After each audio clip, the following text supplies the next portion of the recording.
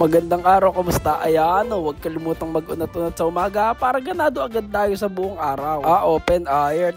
Ban to, siya, pigar-pigar ang ating food trip ngayon. Sobrang dali lang nitong lutuin. Marinate mo lang yung beef sa paminta, tapos nor liquid seasoning at toyo lang. Ayos na. Sabay, ayan, lagay sa kumukulong mantika, tapos haluin mo lang ng haluin. Mabilis lang yan, ha. Ang pigar-pigar nga pala ay one of Pangasinan's delicacies na ibig sabihin ay turning over. Kaya pag niluluto mo siya, ay haluin mo lang siya ng haluin.